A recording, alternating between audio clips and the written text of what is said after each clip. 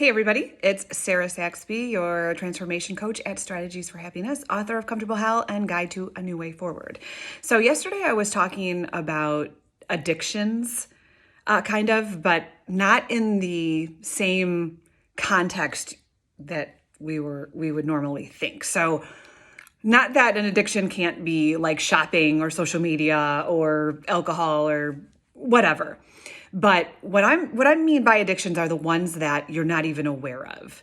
I call them deceptive addictions. And so I wanted to talk just a little bit more about it because I think that this is really a place where we all get stuck, and we could probably see it for our friends and family members. You know, we can see where their addiction is, but they can't. And it's the same for us. Like, I'm sure a lot of people can see my deceptive addiction in me, but I couldn't see it, and I'm having this awakening about it now, and it's the most free that I've felt in a really long time. So, and it's actually it is something that if you finally remove it from your life, you will literally be free for the first time. And it's interesting because when I was in my last relationship, and I finally got the courage and the bravery to leave, I was about maybe a few months out, and people kept saying, God, isn't it so great to feel free? How great you must feel to be free. And every time someone said that to me, it was like painful, because I was like, I was thinking that I should feel freer than I did, because I didn't. And, I'm thinking to myself, man, I was proud of myself for leaving this environment and being strong enough to do it. But there wasn't internal freedom yet. And I'm like, what the fuck is wrong with me, right? So, I had to do like some soul searching about it, because, if you think about all the things that you can remove, all these obvious addictions, like, I'm not gonna, I'm not gonna go to the mall today and spend $500 or, on stuff that I really don't need, or, I'm going to save my money instead, or, I'm not going to have a drink tonight, or I'm not going to go on social media for a week. Like, you make these agreements with yourself, these promises, and you do it. And they're definitely, doing those things are fantastic. You're definitely moving in the right direction, but there's still a bigger internal freedom that I'm talking about. I'm not like, we should always try to zero in on what these things are that we can't seem to live without, right? It's always helpful. It's always helpful to go to the gym or start eating better, something like that. But I am talking way deeper, and it's always something that we avoid, and it's probably something that we're not even aware of. And yesterday, in my recording, in my episode, I shared that my addiction was actually to being liked. Like, it's so strong that it really, like, if you remove it, think about that. Like, if I stop caring if someone likes me, and like I said yesterday, it's not about being mean, because that's how I always equate it. It's like, it's not about doing harm to someone or anything like that. It's just being authentically you and not sugarcoating anything, right? Like, if I remove that, if I just was who I am and didn't care, like, the freedom, the internal freedom, because that's probably most of the reason why I was in my last relationship anyway. It's just like dancing around. It's like I didn't want to lose it, didn't want anybody to not like me or to be mad at me or, whatever. And so it was like I was just plagued with not wanting to upset anything or, keep the peace and all that other stuff. Like, and it's, it makes it kind of brings me to this other situation where, like, on Facebook, somebody posted something about what is the acceptable age to stop dressing your children alike, or something like that. And I just wrote down, acceptable to who?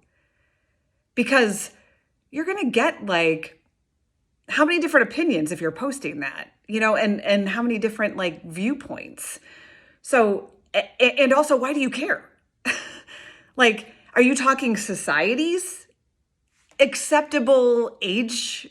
You know what I mean? Now, and what does it matter? Like, because every single time that we try to fall into some sort of acceptable standard, we're not being ourselves, right?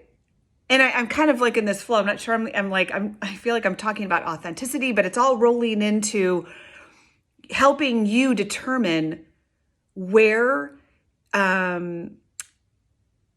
you have a deceptive addiction. It's like, are you not being yourself? Are you not being authentically you because of this deceptive addiction, right? I'm not being authentically me because I mitigate my behavior. I alter my behavior so that people around me, what I'm sensing, like, will like me, right? I don't want to cause any sort of problems. I don't want to cause any upset. I don't want to cause any imbalance in my immediate environment. So I will change who I am. This was all from my childhood home, right? This is what I had to do for survival, basically. That's what it felt like. So I still do it. And, even in like my last relationship, it's like I changed who I was to accommodate for the situation. And every time you do that, every time you live inauthentically, which is for all of us, it's all the time. You know what I mean? Like, if you can say that you're authentically you, I mean, do you go to work and do you like kiss someone's ass? Just so you have the job or whatever. It's like, you're not being authentic, right? Because, I mean, think about that. It's like you're going into your job and you're not really being who you are. And again, I'm not saying, go, buck wild and do stupid shit. I'm saying just who you truly feel like you are. And because you're trying to impress someone or you're trying to be liked by someone, like maybe, someone in a hierarchical, like, above you, vertical, hierarchy, like, you're trying to impress, so you're not who you really are. Or, you like a guy, this, maybe what I did. And I wasn't living who I truly am because I had to change my behavior so it fit in with his. And, and this person asking, like, when should I stop dressing my kids alike? It's like, when do you want to stop dressing them alike? Because you're afraid of what exactly? Who's going to say something? And what if they do? Well, I'll feel stupid.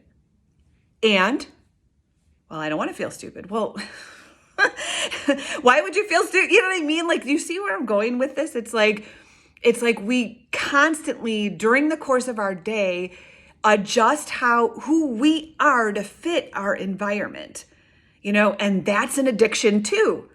We're addicted to doing that. I'm addicted because I want everyone to like me. But if the minute you take out your deceptive addiction, and it's not easy, trust me, I'm going through it right now. I still find myself going, should I have said that? Oh my God, I hope they're not mad at me. It's so dumb. It's so exhausting. It's so exhausting. Also, your deceptive addiction is so exhausting. It's so exhausting. It causes resentment, and it's not even resentment towards the people around you. It's resentment toward your fake self. That's who you're resenting. You're resenting, like, pushing down your authentic self constantly. That person that's like bursting at the seams to get out and live can't because of this deceptive addiction. You don't want to, I'm addicted to not upsetting people, right? Because I don't want to upset my environment. Well, guess what? I'm telling you, and y'all, you have to be feeling this, that we just can't do it anymore. It's just getting harder and harder and harder. And, like how we feel during the course of a day is like it's like we're all in a pressure cooker right now. We all are. That's because we have to change and we have to figure out what this is. And the more the quicker you do it, the quicker you figure this out and quicker you figure out how to eliminate this from your life so you can be truly free. I mean, the quicker your life is going to change. So I really like this idea. I'm going to, look out for some future vlogs about this, because I think this is really important, because it's definitely something that I'm going through right now. And I really want to share it with you to hopefully ignite you and inspire you too. So Sarah@strategiesforhappiness.com is my email. And, share and post Comfortable Hell on YouTube and Instagram. And let me know what your thoughts are. Talk to you guys soon. Bye.